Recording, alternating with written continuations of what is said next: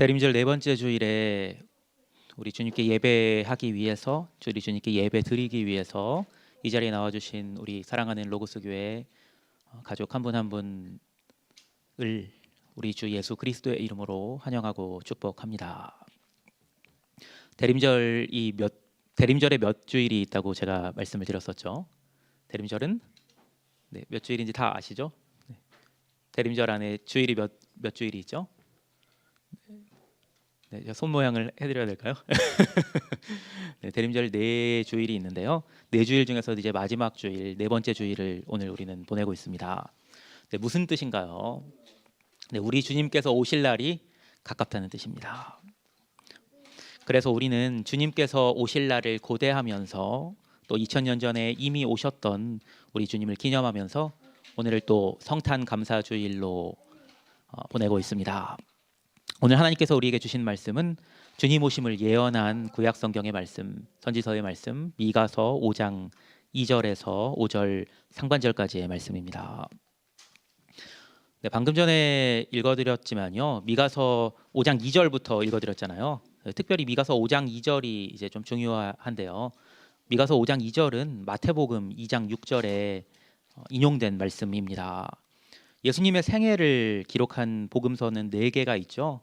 우리가 알고 있는 예수님의 생애와 사역을 기록한 복음서 4개 뭐뭐 있죠? 너무 쉽죠?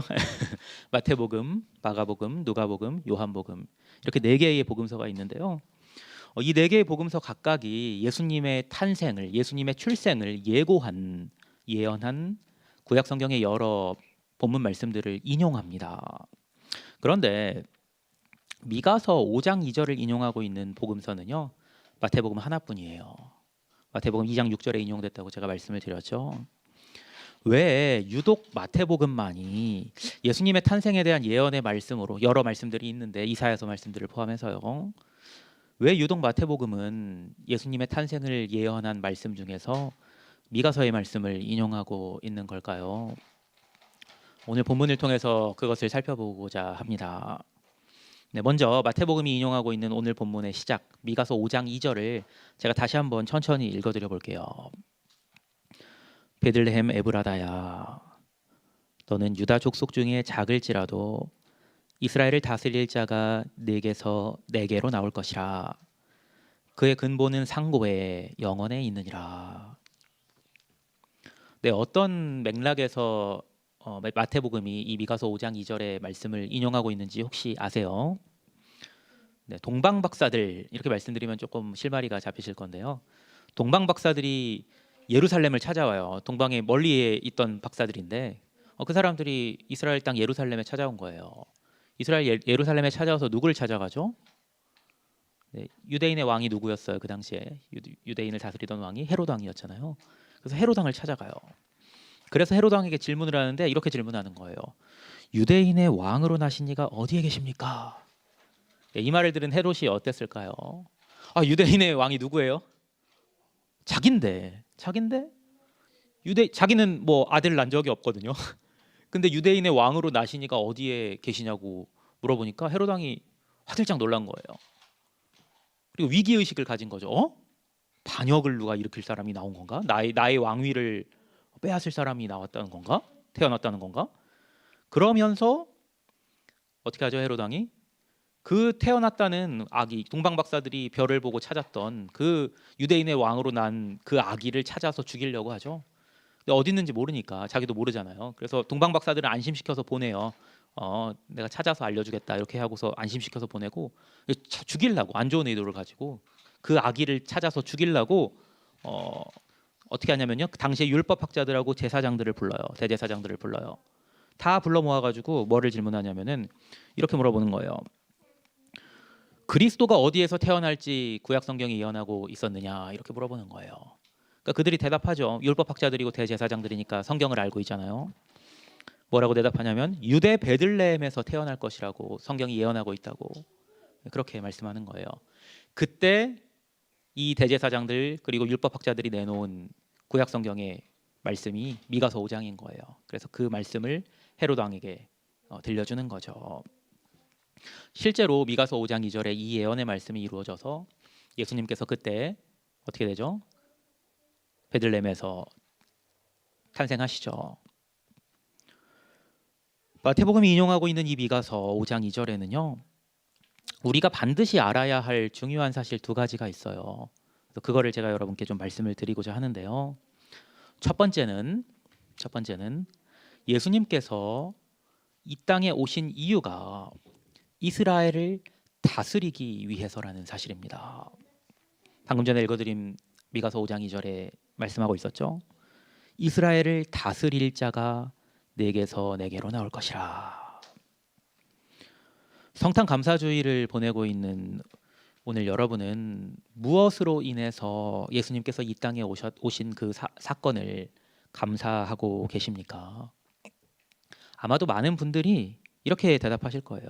나의 죄를 사해 주시고 그리고 심판받을 나를 구원하신 그 사실로 인해서 나는 예수님께서 오심을 감사합니다. 여러분의 감사도 거기에서 나오죠. 맞습니다. 심판받을 우리를 구원하시기 위해서 예수님께서 오셨습니다. 우리는 우리 죄를 사하시고 우리를 구원하신 우리 주님께 마땅히 감사와 찬양을 올려드려야 합니다. 그러나 예수님께서는 당신의 백성을 그렇게 구원하셨을 뿐만 아니라 또한 당신의 백성을 다스리시기 위해서 이 땅에 오셨습니다. 무슨 뜻이냐면요. 예수님께서는 우리를 죄에서 구원하심으로 우리에게 천국행 티켓을 주시고 던져주시고 뿅 하고 사라지신 분이 아닙니다. 그분께서는 우리를 당신의 백성으로 삼으시고 당신의 백성된 우리를 친히 영원히 다스리시는 분입니다. 네, 이게 미가서 5장 2절을 통해서 알 수 있는 예수님께서 오신 중요한 사실 중에 한 가지고요. 또 하나 중요한 사실, 두 번째로 중요한 사실은요. 그분의 근본이 상고의 영원에 있다는 사실입니다. 미가서 5장 2절 하반절의 말씀이죠. 그의 근본은 상고의 영원에 있느니라. 무슨 뜻입니까? 우리 주님께서는 태초부터 계셨던 창조주 하나님이시라는 사실입니다. 우리 주님께서 아기 예수로 오셨으니까 2000년 전에 오신 것처럼 2000년 전에서부터 계셨던 분으로 생각하기 쉽지만요. 그게 아니죠. 하나님께서 인간의 육신을 입고 오신 것이 2000년 전일 뿐이지 우리 주 예수님께서는 그때 처음으로 존재하기 시작하신 게 아니에요. 태초부터. 하나님께서 세상을 창조하시기 전부터 하나님과 함께 계시면서 이 세상을 창조하신 분, 태초부터 창조 사역에 함께 하셨던 분, 그분이 바로 우리 주님이십니다. 이 사실이 왜 중요합니까? 우리 주님께서 우리를 다스리심으로 태초부터 시작하신 하나님의 창조 사역이 완성됨을 의미하기 때문입니다. 다시 한번 말씀을 드리겠습니다. 우리 주님께서는요, 우리가 잘 알고 있듯이 우리의 일상, 우리가 항상 드리는 감사 제목대로 우리를 죄에서 구원하셨습니다. 그러나 그렇게 우리를 죄에서 구원하셨을 뿐만 아니라 우리를 다스리시는 분입니다. 그분께서 당신의 백성을 친히 다스리시기를 원하시기 때문에 그분의 백성 된 우리는 그분을 우리 삶의 주인으로 모시는 거죠. 그리고 그렇게 우리가 그분의 다스리심을 받음으로 우리 주님께서 태초부터 시작하신 당신의 창조 사역을 완성하십니다. 우리를 구원하시고 우리를 다스리시는 것은 바로 온 땅을, 온 우주를 새롭게 창조하시기 위함입니다. 오늘 여러분과 함께 미가서의 말씀을 통해서 나누고자 하는 내용이 바로 이것입니다. 이 주님의 다스리심과 새로운 창조입니다. 미가서는요, 주님의 다스리심과 새로운 창조에 대해서 무엇을 말씀하고 있나요? 그러므로 여인이 해산하기까지 그들을 붙여두시겠고 그 후에는 그의 형제 가운데 남은 자가 이스라엘 자손에게로 돌아오리니 그가 여호와의 능력과 그의 하나님 여호와의 이름의 위엄을 의지하고 서서 목축하니 그들이 거주할 것이라. 이제 그가 창대하여 땅 끝까지 미치리라. 주님께서 오심으로 남은 자가 이스라엘에게로 돌아올 것을 말씀합니다. 누가 돌아온다고요? 이스라엘에게로? 남은 자가 이스라엘 자손에게로 돌아올 것이라는 이 말씀이 의미하는 바를 아시겠어요? 네, 제가 오늘 설교를 시작하면서 오늘 본문의 말씀이 특이하게도 복음서 4개 중에 유독 마태복음에만 인용되었다고 말씀을 드렸습니다. 이유가 있습니다. 마태복음이 어디에 초점을 맞추고 있는 책인지를 아시면은 그 이유를 찾을 수가 있어요. 네, 물론 네 복음서 모두 동일한 예수님의 생애와 사역을 기록하고 있는 책이죠. 그러나 각각의 네 복음서 각각이 예수님의 생애와 사역을 기술하고 정리하는 방식은 각각 다릅니다. 마태복음은요, 그 네 복음서 중에 마태복음은 우리 주님의 생애와 사역을 이렇게 결론짓습니다. 마태복음 28장 9절 10절 마태복음 마지막 장의 마지막 2절인데요. 마지막 2절을 제가 한번 읽어드려 볼게요. 아마 익숙하실 겁니다. 예수님께서 마지막으로 남기신 말씀. 그러므로 너희는 가서 모든 민족을 제자로 삼아 아버지와 아들과 성령의 이름으로 세례를 베풀고 내가 너희에게 분부한 모든 것을 가르쳐 지키게 하라. 볼지어다 내가 세상 끝날까지 너희와 항상 함께 있으리라 하시니라. 아멘이시죠? 예수님께서 세상을 떠나시면서 제자들에게 분부하신 말씀이, 당신께서 가장 사랑하셨던, 당신을 따르던 제자들에게 분부하신 말씀이 예수님께서 이 세상에 오셔서 최종적으로 이루고자 하셨던 바 아니겠습니까? 마태복음이 말씀하는 예수님께서 오셔서 이루고자 하신 바가 무엇입니까? 이스라엘뿐만이 아니라 모든 민족을 당신의 백성으로 삼아서, 다시 한번요, 이스라엘 민족뿐만이 아니라 모든 민족을 당신의 백성으로 삼아서 다스리시기 위함입니다. 모든 민족을 이스라엘로 불러들이기 위함입니다. 여기 앉아 계신 여러분과 제가 바로 이스라엘 자손에게로 돌아올 남은 자임을 깨달으시기 바랍니다.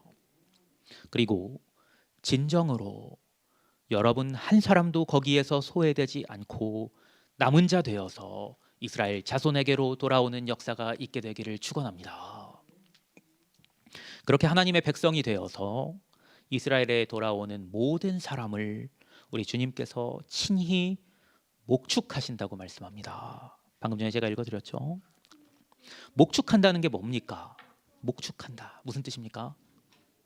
주님께서 친히 우리의 목자가 되셔서 우리에게 친히 꼴을 먹여주신다는 겁니다. 우리 주님의 꼴을 먹는 자에게 부족함이 있겠습니까? 없겠습니까? 여호와는 나의 목자시니 내게 부족함이 없으리로다. 그가 나를 푸른 풀밭에 놓이시며 쉴 만한 물가로 인도하시는도다. 내 영혼을 소생시키시고 자기 이름을 위하여 의의 길로 인도하시는도다. 내가 사망의 음침한 골짜기로 다닐지라도 해를 두려워하지 않을 것은 주께서 나와 함께 하심이라. 주의 지팡이와 막대기가 나를 안위하시나이다. 주께서 내 원수의 목전에서 내게 상을 차려 주시고 기름을 내 머리에 부으셨으니 내 잔이 넘치나이다. 내 평생에 선하심과 인자하심이 반드시 나를 따르리니 내가 여호와의 집에 영원히 살리로다. 아멘. 우리 주님께서 구원하셔서 당신의 백성으로 삼으신 모든 사람들이 하나님의 능력과 하나님의 이름의 위엄이 넘치는 하나님의 집에 언제부터 언제까지요? 영원히 거주할 것입니다. 어떤 민족이 여기에 참여하게 됩니까? 이스라엘 땅에 거주했던 이스라엘 민족뿐입니까? 아닙니다. 세상 모든 민족입니다. 예수 그리스도의 이름을 의지하는 사람은 그가 누구이든지 어느 민족에 속해 있든지 어디에 있든지 상관없이 하나님의 백성이 되어서 하나님의 통치하심을 받아 하나님께서 새롭게 창조하시는 새 예루살렘에 들어가게 됩니다. 세상 모든 민족을 구원하시기를 원하시는 하나님께서는 세상 모든 민족을 구원하셔서 당신의 백성 삼으시기를 원하시는 우리 하나님께서는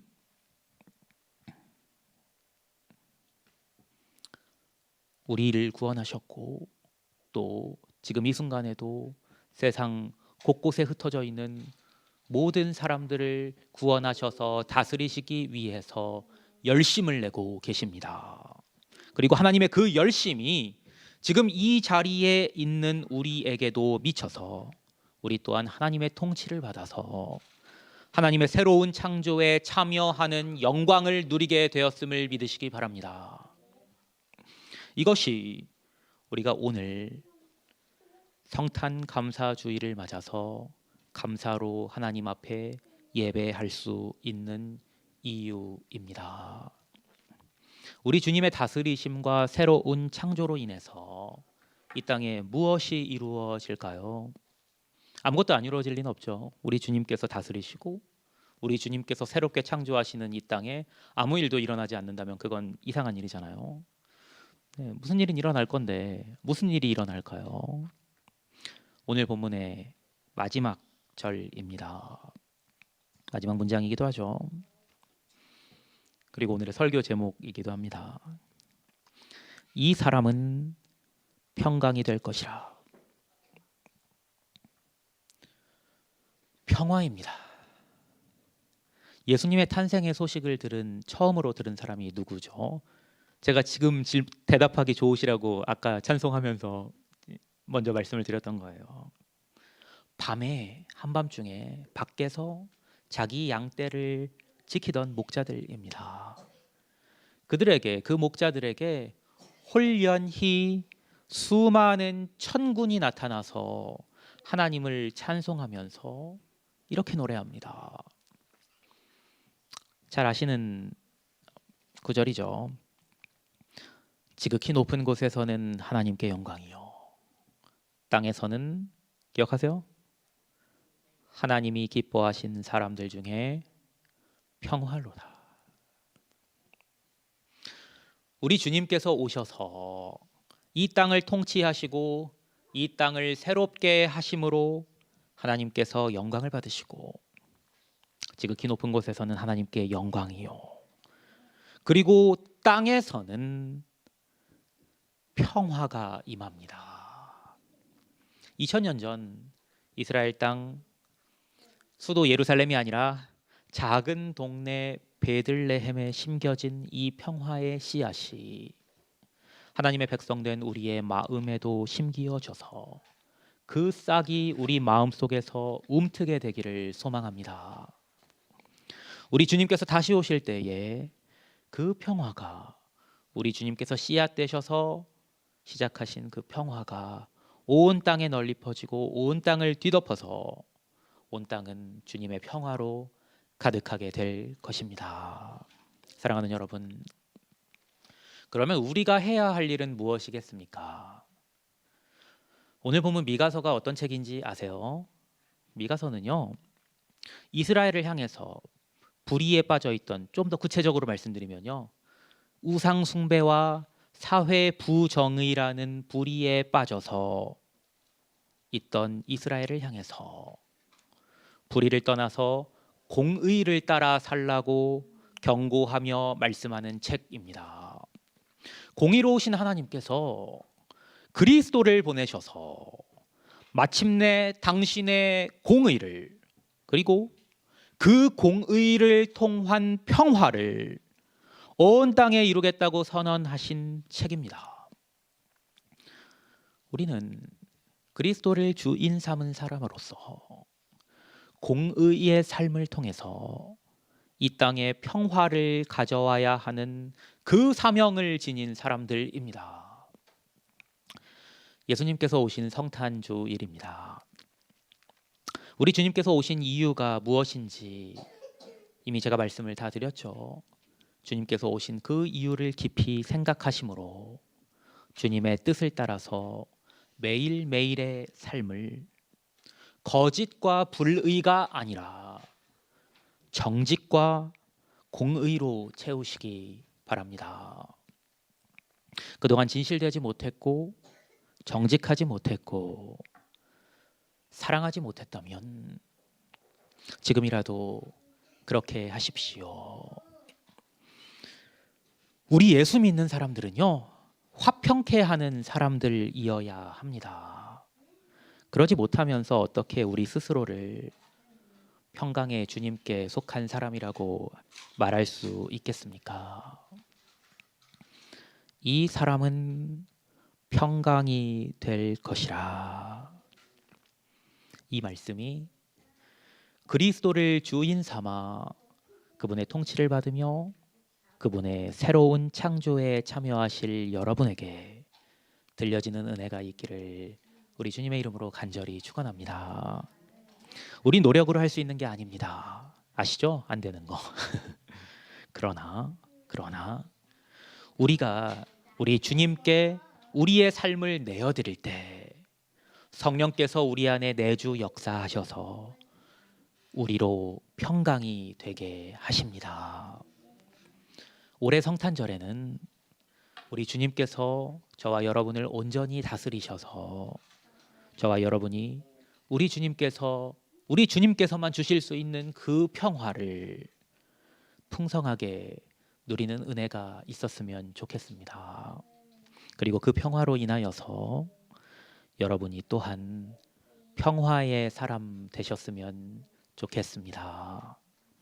그렇게 여러분께서 주님께 여러분을 다스리시도록 여러분 스스로를 내어드릴 때 주님께서 여러분을 새롭게 하심으로, 새롭게 창조하심으로 여러분을 평강이 되게 하셔서 여러분을 통해 여러분의 가정에, 여러분의 사업장에, 그리고 여러분이 속한 우리 교회에 평화를 내려주실 것입니다.